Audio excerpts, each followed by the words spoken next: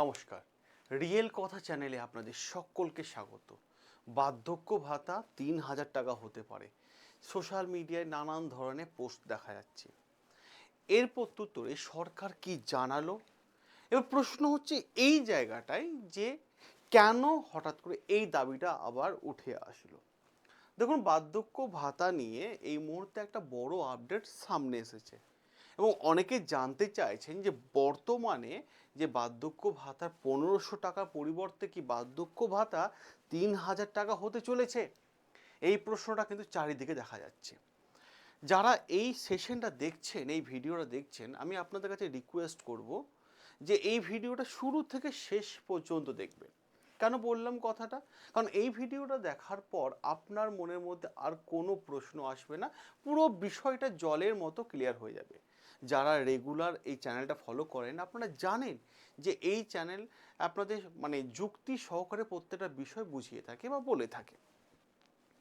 তো আমি একটাই রিকোয়েস্ট করব যে চ্যানেলটাকে সাবস্ক্রাইব করে নেবেন, ভিডিওটাকে প্রচুর পরিমাণে শেয়ার করুন মানুষের কাছে, যাতে ভিডিওটা পৌঁছাক এবং সঠিক ইনফরমেশনটা যাতে মানুষ জানতে পারে।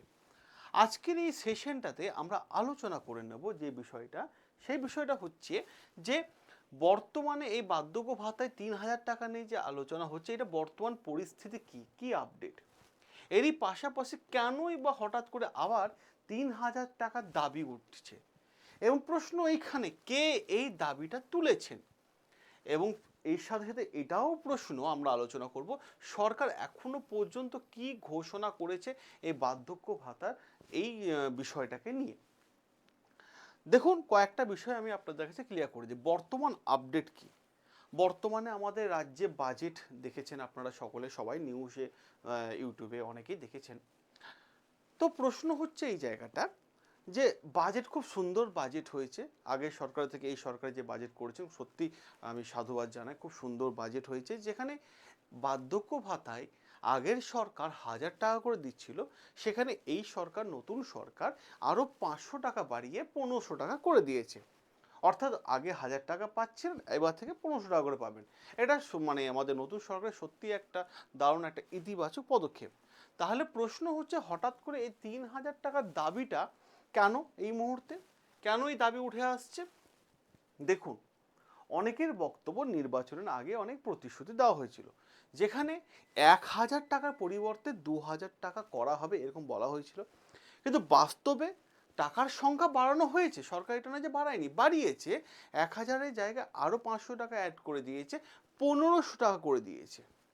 আর এদিকে অন্যান্য সরকারি প্রকল্পে ভাতা অনেক বেশি হওয়ায় প্রশ্ন স্বাভাবিকভাবে উঠছে, যেখানে অন্যান্য প্রকল্পতে ৩,০০০ টাকা পর্যন্ত আর্থিক সহায়তা দেওয়া হচ্ছে, সেখানে প্রবীণ নাগরিকদেরকে ১৫০০ টাকা দেওয়া হচ্ছে কেন? দেখুন, আমি আপনাদের আগেও বলি এটা কোনো নিউজ চ্যানেল না, এটা জাস্ট ইনফরমেশন আমরা আপনাদের সামনে শেয়ার করি, যেভাবে আমরা ছাত্রছাত্রীর সঙ্গে সকাল থেকে থাকি, কারণ আমাদের আরও অনেক চ্যানেল আছে, সেখানে আমরা যেমন ইনফরমেশন দিয়ে থাকি, আমার মনে হলো এই চ্যানেলে এই ইনফরমেশন দেওয়া দরকার, তাই আমি আপনাদের সামনে এই ইনফরমেশন দিচ্ছি। এবার প্রশ্ন হচ্ছে এই যে ৩,০০০ টাকা করে দাবি হঠাৎ কেন, কে এই দাবি তুলেছেন? দেখুন, এই দাবি তুলেছেন ডক্টর বিজয় মুখোপাধ্যায়। ইনি দাবি তুলেছেন, তিনি একজন চিকিৎসক এবং পশ্চিম বর্ধমানের জামুরিয়া একজন বিধায়ক। তিনি জানিয়েছেন যে দীর্ঘদিন চিকিৎসা করার অভিজ্ঞতা থেকে দেখেছি যে ১,৫০০ টাকা একজন প্রবীণ মানুষের চিকিৎসা এবং ঔষধের খরচ মেটানো সম্ভব নয়, তাই বার্ধক্য ভাতা ৩,০০০ টাকা করা উচিত, এরকম তিনি দাবি করেছেন। কেন ৩,০০০ টাকা প্রয়োজন তিনি এটাও বলেছেন। কিসের জন্য সেটা হচ্ছে, দেখুন, ডাক্তারের ভিজিট, বর্তমান সময়ে মানুষ যখন বাইরে ডাক্তার দেখায় তখন ডাক্তারের ফিস থাকে ২০০, ৩০০, ৪০০, ৫০০ এরকম ভিজিট থাকে, ঠিক আছে।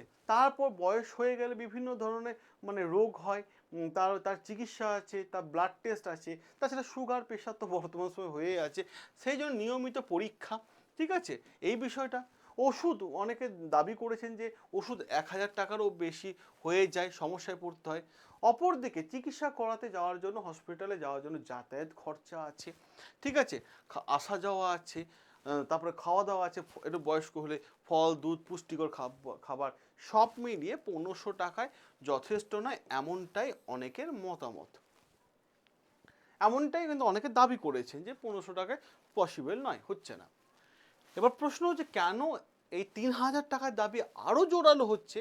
কারণ অনেকের মতে যারা এখনো পর্যন্ত কর্মক্ষমতায় আছে তাদেরকে বিভিন্ন সরকারি প্রকল্পে বেশি অর্থ সাহায্য করা হচ্ছে, কিন্তু প্রবীণ নাগরিক যারা 60-70 বছর হয়ে গেছেন, প্রবীণ, অসুস্থ এবং কর্মক্ষমতা হারানো মানুষরা আরও বেশি টাকা পাওয়া উচিত, এরকম তারা দাবি কিন্তু বা ডিমান্ড করছেন। কারণ এই বয়সে তার নিয়মিত আয় থাকে না, এই বয়সে মানে চিকিৎসা খরচও বেশি এবং অনেকটাই পরিবারের ওপর নির্ভরশীল হতে হয়, এরকমই কিন্তু দাবি। এবার প্রশ্ন হচ্ছে, আমি আপনাদের কাছে একটা প্রশ্ন রাখি। দেখুন, বর্তমান সরকার কিন্তু কোথাও 3000 টাকা কথা ঘোষণা করেনি, এগুলো হচ্ছে গুজব ছড়ানো হচ্ছে।